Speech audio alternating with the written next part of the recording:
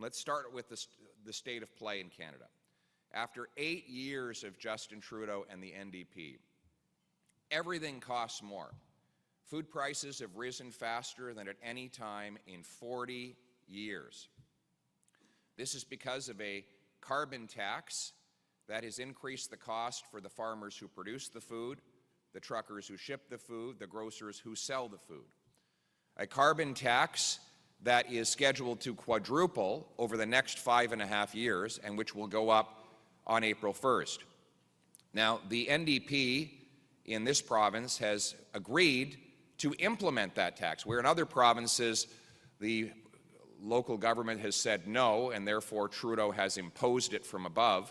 Here, the NDP has enthusiastically embraced the goal of raising energy prices on working-class families and has committed to go ahead with the hike this coming April 1st, a 23% carbon tax hike that will make life more expensive for everyday Canadians who are already unable to eat.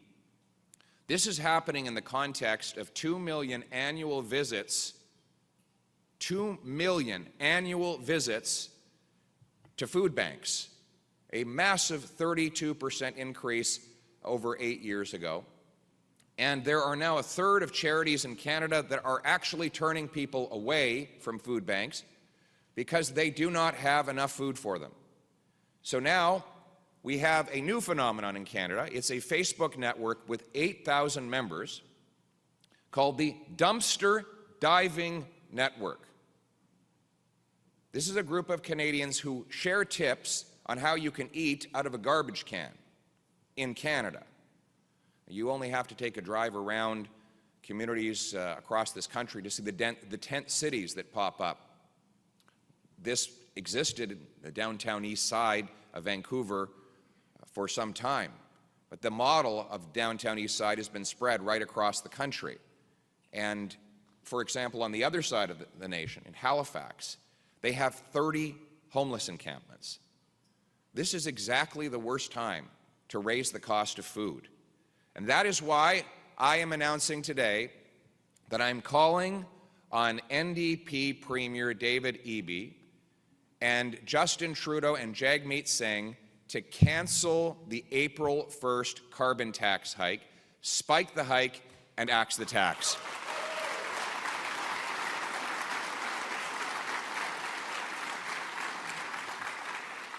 This is a tax that, by the way, targets small businesses. One reason I chose this association to speak to is because you represent a lot of small businesses, entrepreneurial, bottom-up enterprises. BC actually has good associations for business. You guys represent the entrepreneurial sector, unlike some of their other corporate centers where they're focused on representing large protected corporations. You have entrepreneurial bottom-up businesses who are getting hit exceptionally hard. There has been no rebate for the carbon tax for small businesses. In fact, in BC, there's no rebate for anyone. But small businesses are going to pay this tax without having any compensation. And of course, they often, Trudeau will say, pass it on to consumers. Well, in some cases, you can't, because you're up against foreign competitors who don't pay the carbon tax. In other words, this tax is forcing our businesses to send their money and their jobs to other countries from whom we will import those things back to Canada. Let me give you a very simple example of this. Suntech Tomatoes in Manotick, in south of Ottawa, they grow tomatoes, as the name would suggest. They have greenhouses, and Trudeau charges the carbon tax on the CO2 they release into the greenhouse, even though that CO2 is absorbed by the plant life. Apparently, he missed that day in science class. It doesn't even go into the atmosphere.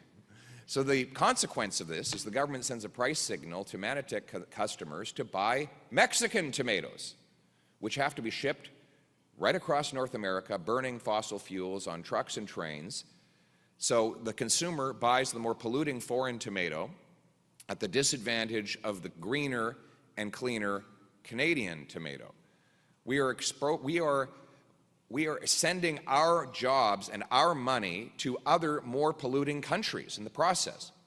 In fact, the solution to fight climate change is to do precisely the opposite, to bring it home to our clean and our environmentally responsible industries in this country. Let me give you an example of how we can do that. Natural gas. We have 1,300 trillion cubic feet of natural gas beneath our feet. We have clean hydroelectricity, cold weather, which allows us to liquefy it with 25% less energy than is used in the United States of America, because after all, converting gas into a liquid is a process of cooling it down. And what do we have in Canada? Our most abundant natural resource is cold weather. That you don't know anything about that in British Columbia, so no complaining from any of you. But you have no idea how cold it gets in Ottawa. In fact, last winter it was so cold, Justin Trudeau was seen with his hands in his own pockets.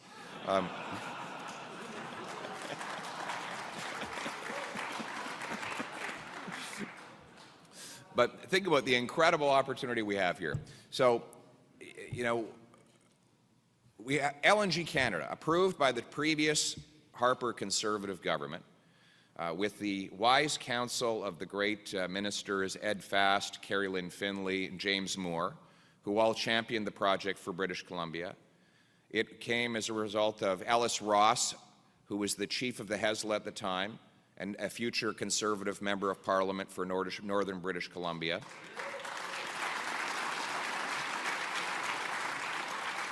$40 billion, the biggest project in Canadian history of any kind, public or private. It will reduce millions of tons of greenhouse gases because it will be the lowest emitting facility in the world, and it will displace megawatts generated by coal in Asia. Now, this is the solution to reducing greenhouse gases. The biggest reduction in North America in greenhouse gases happened not because of a carbon tax in Canada, but because of the massive conversion of electrical facilities in the United States from coal to natural gas due to the fracking revolution. In the United States, the U.S. shifted from coal to gas. U.S. electricity produced 2,544 million metric tons in 2005. That reduced down to 1,724 metric tons of greenhouse gases. That's a 32% reduction in the amount of GHGs coming from the American electrical grid as a direct result of shifting from coal to natural gas. National Bank points out that if we were able to sell our natural gas to India, and we were able to replace their plan to double coal-fired electricity and instead use natural gas, it would reduce emissions so much that it would be the equivalent savings of 4 years of the total emissions of the entire Canadian economy. So get this straight. Of all the emissions we produce in 1 year, we could do 4 times those reductions by simply helping India expand its electrical generation using gas instead of coal. We have the 5th biggest supply of gas anywhere on Earth. We have the shortest shipping distance to both Asia and Europe. And we have the clean hydroelectricity in BC, Newfoundland, and Quebec with which to liquefy and compress that gas. We have the Germans who asked us to send them our natural gas. So did the Japanese. Trudeau told them there was no business case. Well, nobody told the Americans there was no business case. They built 7 liquefaction facilities in the last 8 years. Nobody told the Qataris. They've doubled their production and just signed a 3.5 million metric ton deal with the French. Nobody told the Germans. They just built an import terminal from concept to completion in 194 days, during which time we have not completed a single solitary export plant. My common sense plan will repeal C-69 and grant rapid permits to environmentally friendly and strategically important projects like LNG facilities. We will cool that gas to minus 161 degrees Celsius, ship it off to Asia to shut down dirty Asian coal-fired plants, and send it off to Europe to turn dollars for dictators into paychecks for our people in this country. Bring it home.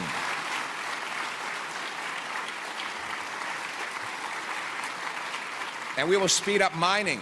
We'll speed up mining. Right now, it takes 18 years to get a mine approved in Canada. 40% longer in Canada than in the United States of America. 2 years longer than the average of major mining countries. That's why we do not produce any of the lithium that goes in the electric car batteries that you see in Teslas and other cars driving around our streets. We have the 5th biggest supply of lithium on Earth, and we only have one operational mine, which, by the way, Trudeau sold to China, so that they can take our mineral and upgrade it and send it back to us after they've burnt a lot of coal to do it. Somehow this is supposed to be good for our environment. We should be the fastest place to grant responsible mining permits so that we can harvest these resources here in this country. And that's what we will do in order to allow for electrification. It is by green-lighting green projects like that. We should also speed up the approval of nuclear power. Clean, green, emissions-free, small modular nuclear reactors and CANDU production will allow us to have solid, emissions-free baseload production. It is through this energy abundance that we can bring down costs and emissions at the same time. But it will only happen if we repeal the insane anti-development laws that we have right now. Thank you. But let me be very clear with you. It will not be a free ride for the resource corporations who have proposed these projects and then sat back and done nothing to convince people of their benefits. They are going to have to stand up and fight. Because frankly, when I meet with resource companies in Ottawa, they come to Ottawa, and all they do is suck up to the Liberal government. They have no backbone and no courage, and they don't fight for their workers. I want to see corporate leaders actually fighting for their workers and fighting for the paychecks instead of sucking up to the very people who are blocking these jobs and destroying our working class. You know, I'll give you an example of this. There's another tax hike coming. All the taxes that are going up on April 1st, it's enough to drive a man to drink. But they're taxing that too. There's a beer tax going up on April 1st. So the Association of Beer Producers is running an ad, and they say in the ad that Ottawa is raising beer taxes. And so I asked one of the CEOs, I said, who is Ottawa? I've never met him. What does he look like? Handsome guy, tall, fluffy hair, baby blue eyes? Like, who is Ottawa? Why is the ad saying Ottawa is raising beer taxes? Ottawa's not raising beer taxes. Justin Trudeau and the NDP are raising beer taxes. I know a lot of corporate leaders don't want to say things like that because they want to get along with everybody. But sucking up to the people who are doing the damage has only got us into this mess in the first place. So it's time for the business leadership to speak the truth and stop sucking up to the people who are doing the damage to our country. Because I can tell you the workers on the ground and the customers who are paying the bills, they're ready for their leaders to champion them at all levels, and that is what we will expect. And we will expect the same in housing. My second major priority is to build the homes. After 8 years of Trudeau, housing costs have doubled. Rent has doubled, mortgage payments have doubled, down payments have all doubled. It has been double trouble. Let's look at how insane it is in Canada today. Right now, housing costs are 25 to 45% more expensive than south of the border, even though the Americans have 8 times the population and a smaller landmass to live on. So they have less natural supply and 8 times the natural demand, and yet their prices are far more affordable. You can buy a home for less than half the price on the American side of Niagara Falls than on the Canadian side, even though they are only 15 minutes apart. Vancouver is now the 3rd most expensive housing market in the world, comparing median income to median housing prices. UBS found in 2022 Toronto was the worst housing bubble on planet Earth. Both of them more expensive than New York City, Chicago, Los Angeles, London, England, and even Singapore. An island with 2,000 times more people per square kilometer than Canadians. We have the most mortgage debt by far of any G7 country as a share of our GDP. What is most astounding about this is that we actually spend far more on residential investment than any other country in the OECD. Residential investment in Canada is 9% of our economy. The OECD average is 4%. In other words, as a relative share of our economy, we are spending twice as much as the rest of our competitor countries to build fewer homes. We have the fewest homes per capita of any country in the G7, even though we have by far the most land and we spend by far the most money building homes. How is this possible? How is this possible? We have more land, labor, and lumber than anyone, and yet we can't build homes. Well, the answer is government is standing in the way. What is the number one cost to building a new home in Vancouver today? Land, labor, lumber, permits. Government represents 60% of the cost of a newly built home in Vancouver today. 60%. So the 40% is what you use to pay for the worker, for all the lumber and the drywall and the land. This is insane. Now, we've had wonderful collaboration between all levels of government on housing. I want to say it's been very beautiful to see how well they've collaborated. There have been beautiful press conferences. They've patted each other on the backs. They've congratulated each other for the amazing job they're doing. And guess what? They're spending more money on housing than ever before. This, we're told, is an achievement. We should not worry about the cost to the person buying the home. We should celebrate that it's even more costly to pay for the programs that created the mess in the first place, we're told. Well, I think that we've been too polite for too long with the politicians who caused this mess. My common sense plan is to use the federal spending power in order to get the local bureaucracies that block housing construction out of the way. So what I will do,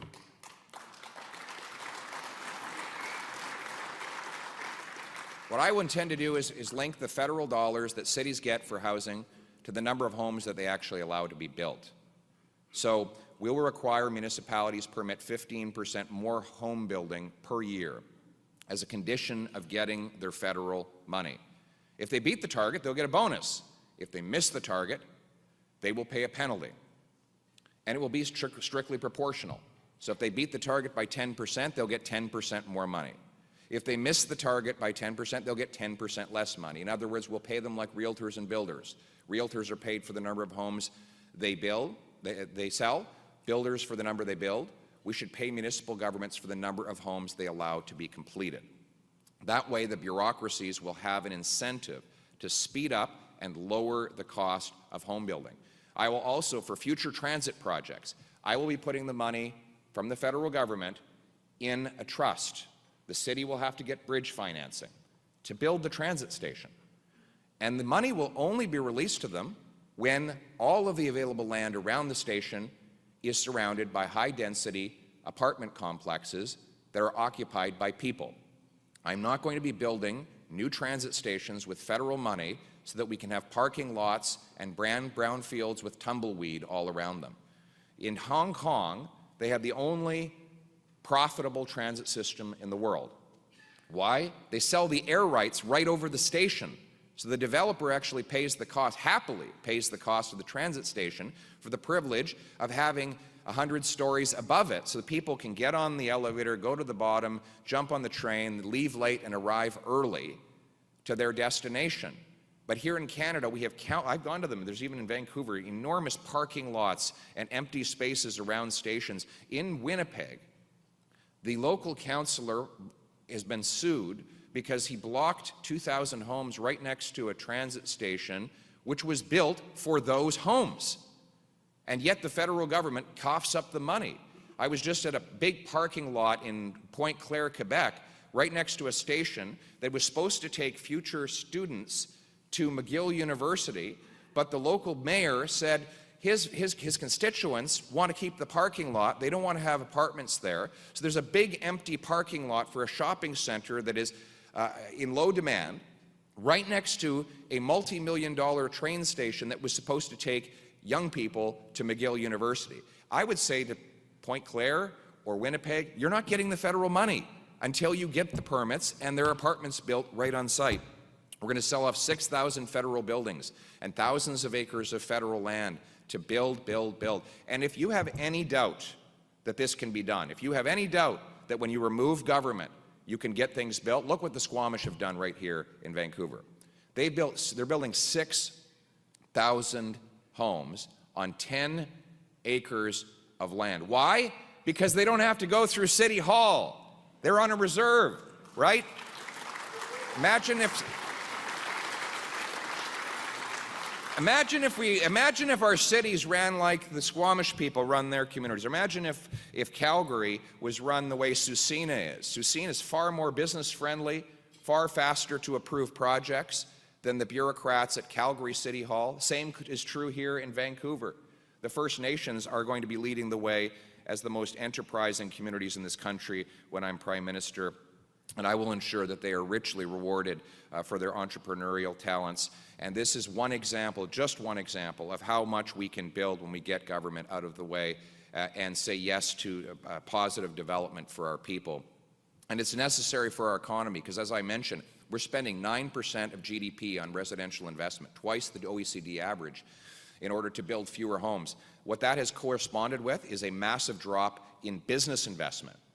So what is happening is that as Canadians have to spend more on artificially inflated costs for real estate, they've had less to spend on productive business investment in patents and mines and factories and other income-generating assets. So business investment today is lower than it was in 2014, in part because real estate costs are literally sucking up all of the savings. Over time, economists will tell you savings and investment equal each other. The question is, where does your savings go as a country?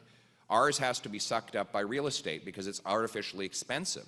So instead of making that extra RRSP contribution, which then gets invested in a business, that family has to spend the money on an artificially inflated mortgage payment. Well, imagine if we made housing affordable, they could then put that money into investing or maybe saving up to start a future business that would increase the productivity of our country. We need to increase productive investment in our country. Today, the Canadian worker gets 53 cents of investment for every dollar in the U.S. Think about that, 53 cents on the dollar. We wonder why American wages are outstripping Canadian wages so massively. Think about it. You've got two workers.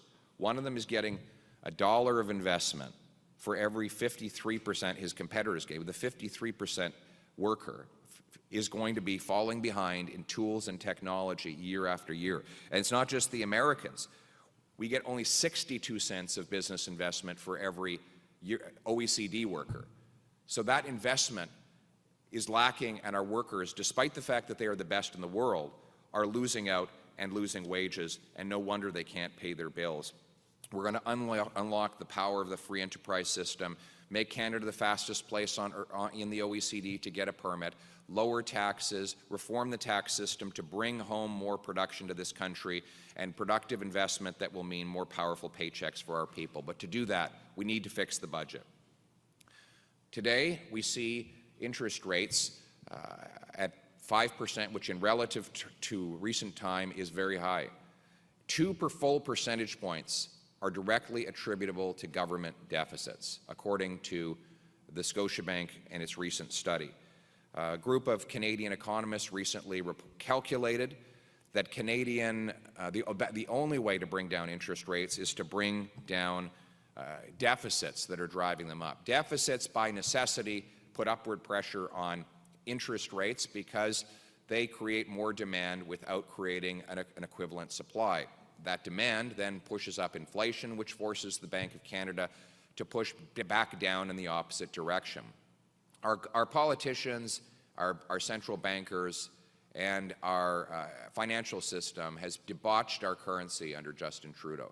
We've created, our money supply. This is coins, bills, and bank deposits, or M2, has gone from $1.8 trillion to $2.4 trillion in the last 3 years. That's a 32% increase in the amount of cash in our economy, during which time our economy grew by 4%. In other words, the money is growing 8 times faster than the stuff that money buys. That doesn't make us richer. money is just an accounting system. It's the technology by which we transfer value over space and time. It isn't the value in and of itself. You know, if you have an economy with 10 apples and $10, it's $1 an apple. You double the number of dollars in the economy to 20, but you still only have 10 apples. You're not twice as rich. You just pay twice as much for the apple. And that's why we have the inflation we have today. And all of that money supply growth has been because of government deficits, excessive government spending. The cost of government is over 70% more than it was just 8 years ago. And most of that has been funded by borrowing and therefore printing and growing the money supply. As the John Manley, the great Canadian finance minister, a liberal. God, you wouldn't have expected, James, that I would be praising a liberal on this stage, would you? But he was back from the common sense era of liberals, right? There used to be a common sense consensus between liberals and conservatives on these matters. He said what's happening today is that Justin Trudeau's government is pressing on the gas pedal of inflation while the Bank of Canada is forced to press on the brakes. So here you have the vision of a federal government sitting in the parking lot simultaneously slamming both its feet down, one on the gas, one on the brakes, and the engine is about to blow or the brakes are about to come undone. That is the economic contradiction we have. So our common sense plan as conservatives is to bring in a dollar-for-dollar law that will require my ministers find $1 of savings for every new dollar of spending. We will get rid of the $35 billion infrastructure bank that hasn't completed a single solitary infrastructure project. We'll get rid of the so-called Green Fund, $1 billion, $150 million of which has already been misappropriated. We'll get rid of the Arrive scam app and cut back on the astonishing $21 billion that we're spending now on outside consultants. That's $1,400 for every family in Canada, a 100% increase in 8 years, paying these consultants often to do things they admit they don't even do. You know, 76% of the contractors on the ArriveCan app did no work. The biggest contractor is an IT consultant that admits they don't do IT. They have 4 employees headquartered in the basement of a cottage, and they've had $250 million of contracts. Nobody knows what they do, but they've shoveled $250 million into their pockets. I will be cutting back on the $21 billion we spend on outside consultants. I will thank you.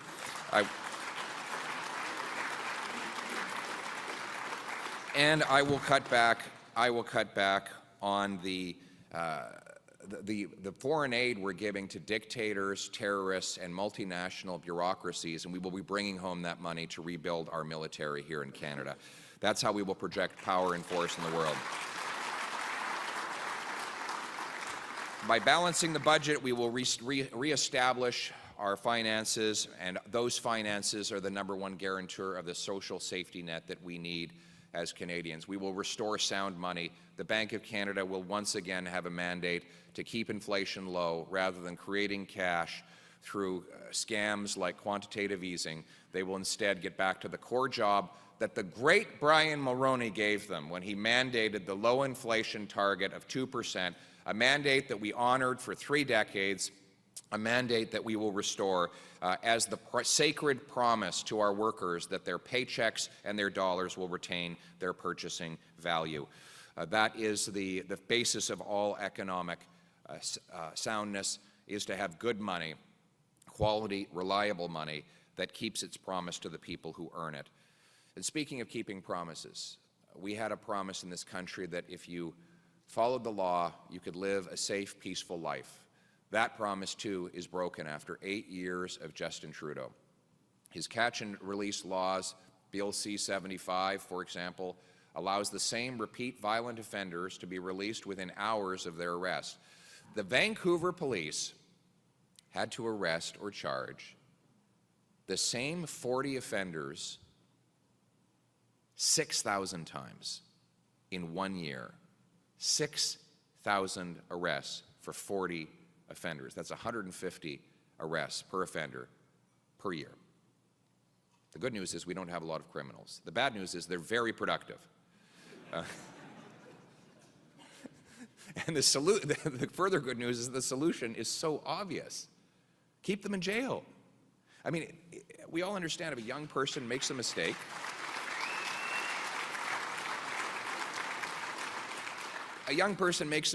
they should be rehabilitated and given a second chance, of course.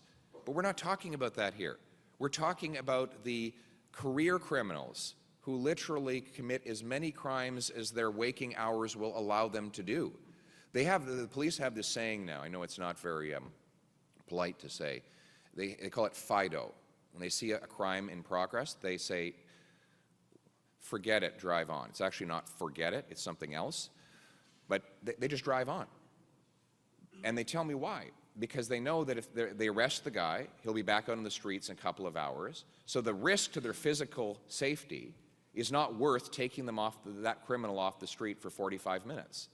So they just drive on.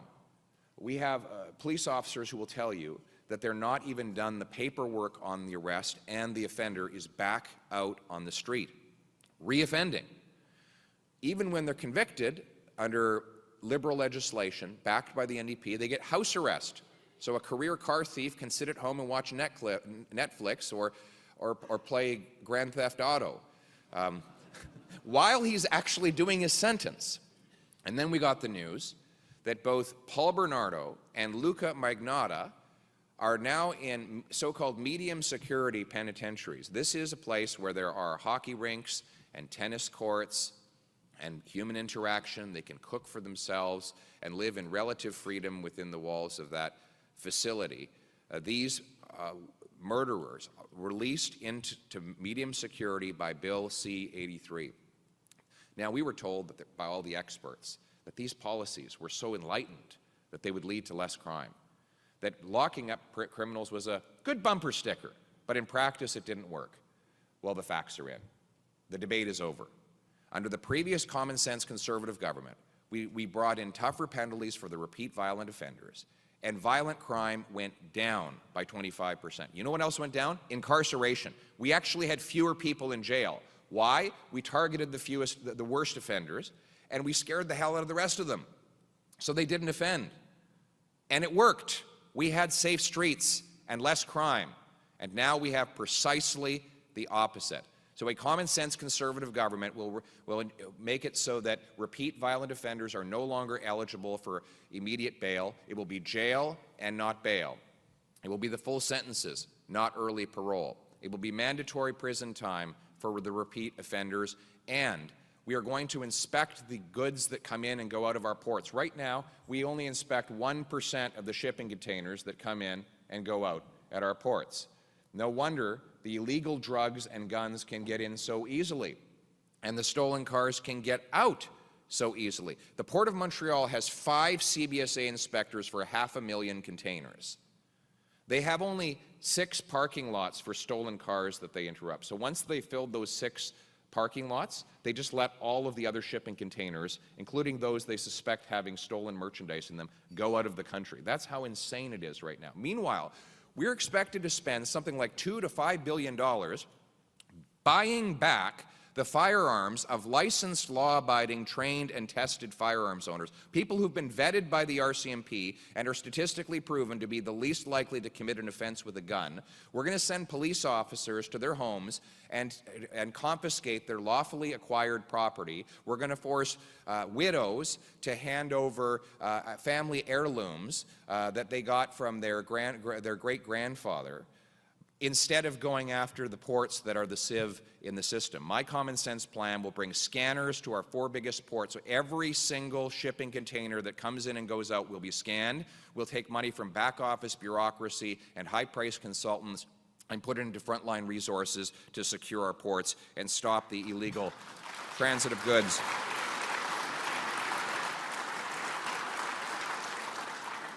We'll bring in tougher jail time for extortions, for auto thefts.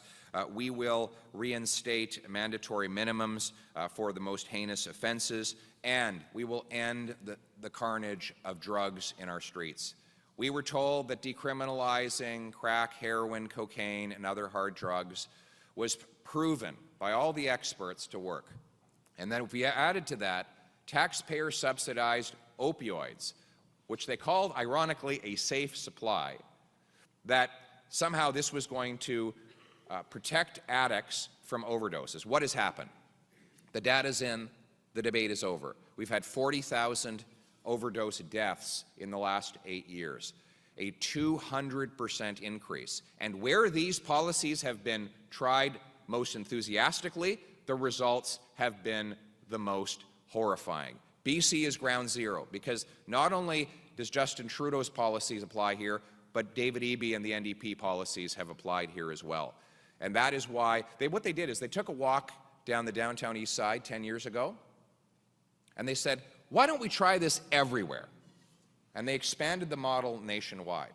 And the irony is, how did the opioid crisis start in the first place? A bunch of corrupt pharmaceutical companies lied to the medical system so that they could push OxyContin on desperate working-class people who were out of luck, out of a job, and out of hope, and they caused a crisis on which they made billions. They knew exactly what they were doing. Documents prove they were literally paying bonuses to the distributors for each overdose they caused. They wanted to supercharge sales. That's how it started. Pharmaceutical-grade opioids. And now, what is the so-called safe supply? Pharmaceutical-grade opioids, profiting the same companies to give out the same drugs that caused the crisis in the first place. And just yesterday, the RCMP confirmed that thousands of these pills have made their way into the hands of organized crime. So your tax dollars are paying for organized criminals to get their hands on the same pharmaceutical drugs that caused the crisis in the first place. This is insanity. I will put an end to it. We will stop funding drugs and start funding treatment and recovery to bring our loved ones home drug-free.